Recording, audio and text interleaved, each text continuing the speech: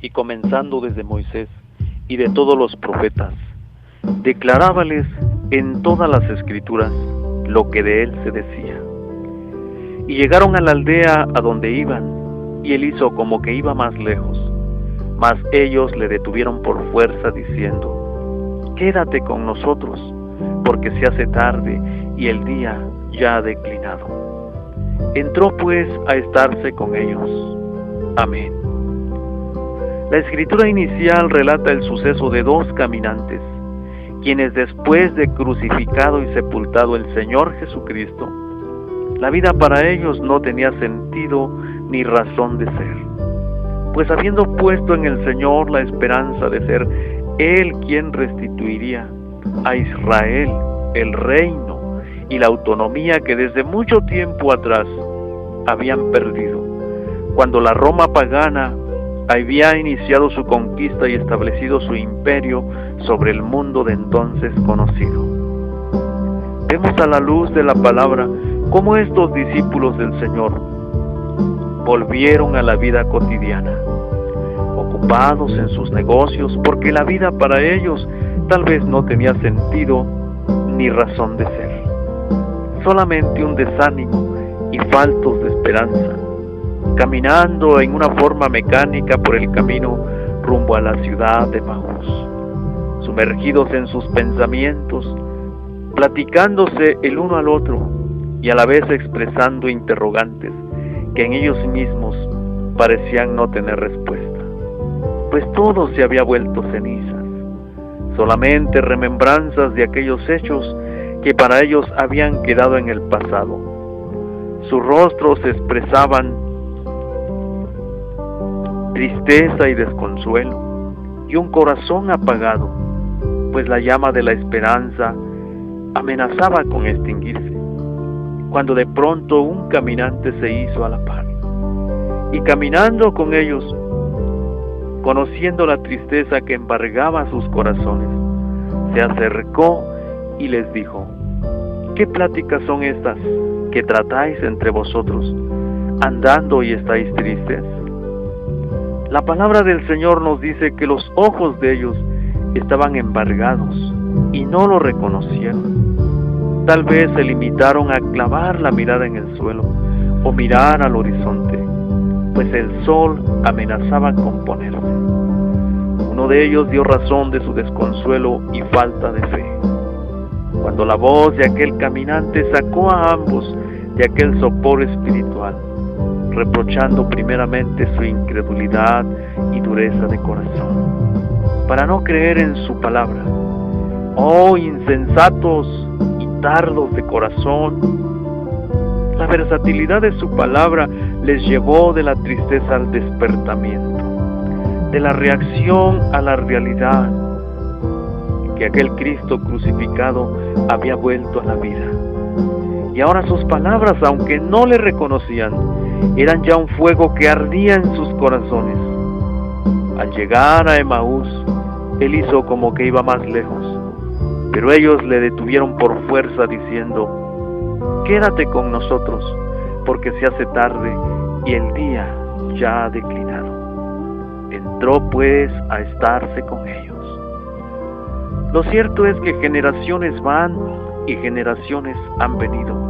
Nuestros padres, abuelos, bisabuelos, intelectuales, científicos, académicos, estadistas, el mundo viejo, etc. Todos se han ido arrebatados como por un torrente de aguas, que ninguno de nosotros podrá detener, pues somos estimados ser como la hierba del campo, que florece y crece, y la palabra dice: sécase la hierba y marchítase la flor, mas la palabra del Dios nuestro permanece para siempre. Leemos en el libro santo que él hizo como que iba más lejos, y la verdad es que él seguirá caminando, pues él es el eterno y sus años no acabarán. Caminó con aquellas generaciones que nos precedieron y que ahora duermen en el polvo de la tierra, pues nada es eterno debajo del sol. Un día le miré salir por la mañana y cruzar el cielo azul en los días de mi juventud. Pronto estará en mi horizonte y yo estaré llegando a la ciudad de Maús. Quédate, Señor, porque se hace tarde y el día ya ha declinado. Esta expresión es más que eso, una necesidad, una urgencia en cada hijo de Dios, de mantener la llama encendida, pues empezó a arder en ti aquel día cuando el sembrador vino a tu vida y sembró la buena simiente en tu corazón. ¿A qué horas fue? Yo no lo sé. Tú en tu tiempo y yo en el mío. Por eso diré que fue al mediodía, cuando mi Señor vino a mi vida, siendo yo un joven de 21 años de edad. Podemos recordar aquel pasaje en su palabra que nos dice cómo aquel padre de familia salió a contratar obreros para que fueran a trabajar a su viña. Y todos ellos se concertaron en un denario. Los que entraron por la mañana son aquellos que nacieron y crecieron ya en el conocimiento de Dios y su palabra. Mas viendo la necesidad de obreros, el padre de familia volvió a salir a las 9, después a las 12, a las 3 de la tarde y por último a las 4. Y con esto entendemos que el Señor en su misericordia ha llamado a viejos, jóvenes y niños. Pero este mensaje está orientado no a los niños ni a los jóvenes, sino a los viejos, los que han dejado su primer amor. Pues de mi parte, mientras haya aliento de vida en mí, seguiré diciendo: quédate, Señor. ¿Cómo no expresarlo con mis labios? Si vemos en la palabra aquellos hombres de Dios que en su juventud guardaron su integridad con Él, mantuvieron y aún avivaron la llama de ese amor, esa pasión que los movió y mantuvo firmes en una entrega total para caminar con Él, como lo hiciera Enoc. Pues dice la palabra del Señor que desapareció y no fue hallado, porque le llevó Dios. ¡Qué hermoso! Pero a la vez que triste el caso de un hombre que en su juventud amó a Dios y Dios también le amaba.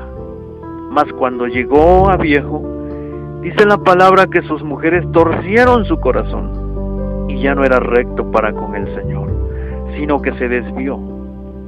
Quédate, Señor, porque se hace tarde.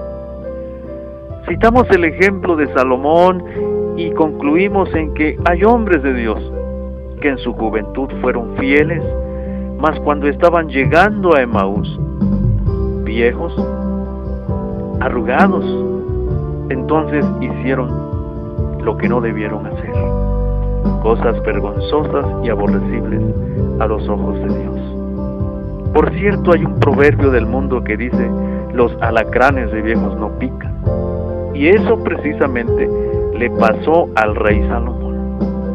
Pues cuando estaba por ocultarse su sol, le faltó carácter, y las faldas, las palabras suaves, las caricias, las miradas de sus mujeres desviaron su corazón hacia dioses falsos.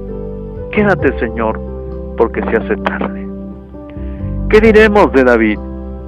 Aquel joven rubio y de hermoso parecer, de quien la palabra de Dios da testimonio de ser un hombre conforme al corazón de Dios. En otras palabras, conforme al sentir del Señor.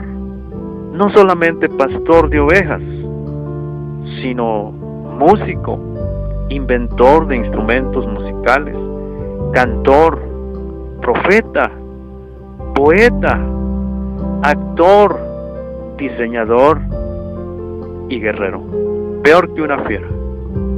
Yo me pregunto, ¿serán a granel este tipo de hombres? Multifacéticos como David, que lo mismo pudieran disertar de una flor, pero mostrarnos también su valor y destreza al batirse en la batalla contra el enemigo. Y lejos de decir solamente poemas y cosas bonitas, traer en sus manos la cabeza del adversario como trofeo de guerra. Y cuántas cosas más que caracterizan al joven de Dios: la disponibilidad, la fortaleza, la entrega, el valor y sobre todo la pasión y el temor que David siempre mostró hacia Dios, que no permitió que hiciera lo indebido cuando empezara a escalar los peldaños de la fama, las glorias del triunfo y la popularidad. Saúl mató a sus miles y David a sus 10,000. ¿Cuántas mujeres pudieron habérsele entregado y desearon acaparar la atención de David, quien en cada peldaño de éxito solo operaba en él un profundo reconocimiento? Mas cuando estaba en el camino rumbo a la ciudad de Emaús, había pasado ya del mediodía, paseándose por el terrado de la casa real a la hora de la tarde. David, ahora el hombre viejo, estaba enfrentando la batalla más terrible de su vida, y no pudiendo soportar la codicia, esa pasión que le consumía, perdió no solamente la cabeza cual trofeo de guerra, sino también el descaro, preguntando por ella y traerla a su recámara. Ya no era el joven victorioso, cachorro de león, ni mucho menos león de la tribu de Judá, como mi Señor, solamente un bocado de pan en el regazo de Betsabé. ¿Cuántos viejos arrugados me oyen? Retén lo que tienes para que ninguno tome tu corona. Dice un proverbio del mundo: nadie sabe lo que tiene hasta que lo ve perdido. Pues no solamente su dignidad, sino su fidelidad, para ahora ser un traicionero, hipócrita, quien no pudiendo manipular a Uría para que fuese a dormir con su esposa e encubrir su pecado, escribió su sentencia de muerte y llevada por él mismo, aquel capitán, cosas aborrecibles a los ojos de Dios, quien levantó el mal de su misma casa, estando a punto de perder el reino, perseguido de su mismo hijo. Pero dejemos a David en paz, pues Dios lo perdonó y su dignidad no se devaluó. Llegó a Emaús y durmió el sueño de la muerte, poseedor de aquella promesa. Entró pues a estarse con ellos. Y en términos espirituales, David volvió a casa, la Jerusalén celestial, cuando reconoció al Señor. Amén. Encontramos muchos ejemplos en la palabra de Dios que bien pudiéramos traer a memoria. Hombres que en su juventud caminaron con Dios, mas en su vejez se descarriaron, como es el caso de aquellos ministros jóvenes, ministros de la palabra, y no haciendo referencia a los ministros de estos tiempos, sino aquellos que estremecieron al mundo antiguo en el nombre del Señor Jesús, Pedro y Juan, quienes en sus principios da razón el libro santo, que subían al templo a orar, buscando el rostro del Señor, para ser eficientes en su ministerio. Y como resultado, podemos mirar la sanidad de aquel hombre que había nacido cojo desde el vientre de su madre. ¡Qué portento! ¡Qué grandeza en Dios! El resultado de ese llamamiento y entrega de un ministro de su palabra, que tan solo al caer la sombra de Pedro sobre los enfermos, aquellos sanaban. Cabe decir aquí que no era Pedro, sino aquel de quien estaba dicho: el Señor es tu sombra a tu mano derecha, Cristo Jesús, mi Señor. Pero Pedro, el joven ministro, quien fuera el portador del primer mensaje de la gracia, en aquel memorable día de Pentecostés: oh, cuando yo sea grande, quiero ser como tú. 3,000 almas se convirtieron. A raíz de aquel milagro, 5,000. El hombre intrépido que no solamente había caminado sobre las aguas para ir al encuentro del Señor, cuando estaba en el colegio recibiendo cátedra, también tenía las llaves del reino para ir con la facultad que recibió y abrir la puerta de la gracia a los gentiles, allá en el pasaje de Cornelio.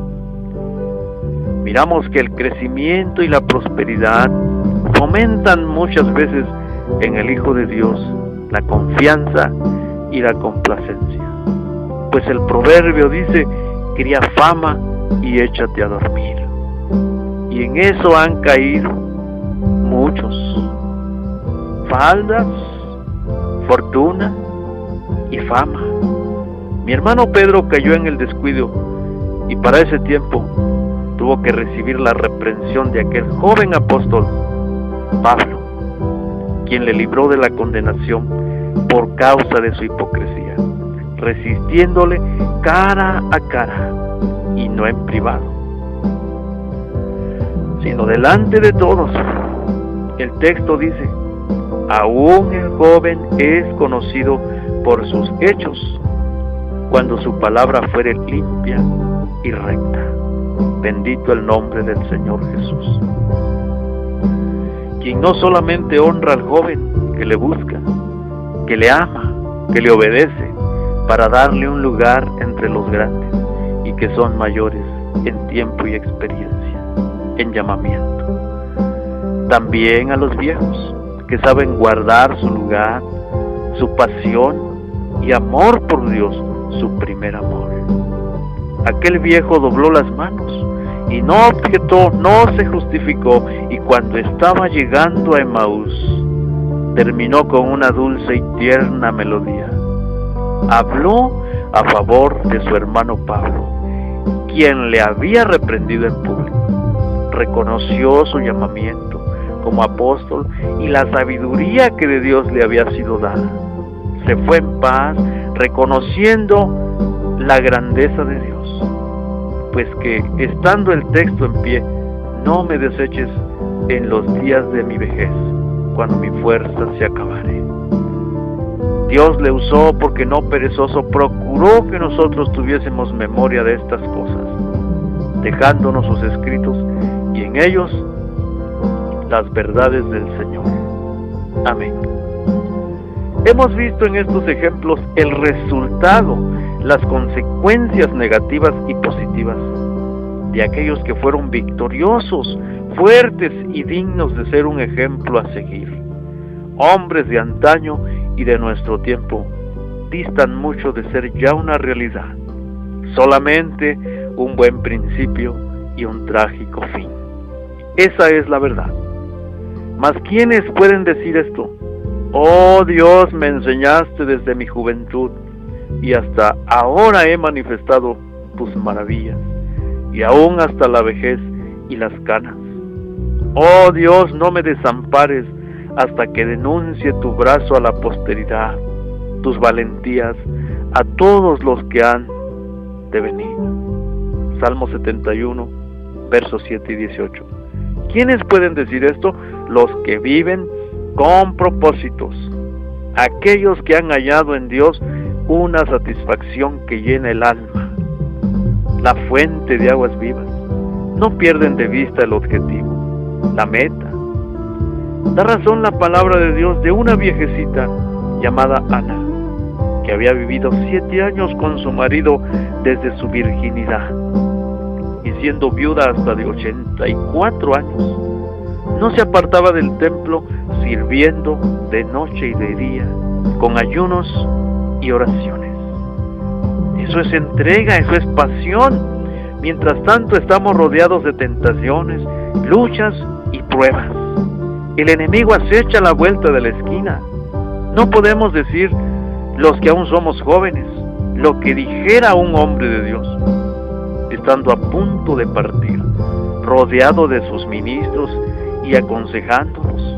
Hoy el diablo me ha tirado la última carta. La última carta. Cuántas experiencias, si bien había lidiado con él todo el transcurso de su caminar, nunca se doblegó y ahora estaba llegando a Emaús. Quédate, Señor, porque se hace tarde. Tácticas de guerra, ¿por dónde te va a salir? ¿Qué tácticas? ¿Qué armas? Mas sabemos que a los que a Dios aman, todas las cosas les ayudan a bien. A los que un día Dios llamó y ahora viven la vida con propósitos. Pues está escrito que aún en la vejez fructificará. Alza tus ojos al cielo y ve, si el sol está en tu cenit, entonces vas al mediodía. Pero si está para ocultarse, retén lo que tienes. Retén lo que tienes. Quédate, Señor, porque se hace tarde y el día ya ha declinado. Dios te bendiga, hermano Tomás. Dios te guarde. Cumpla en tu vida esa promesa y terminar tu carrera y morir en él. Amén y amén.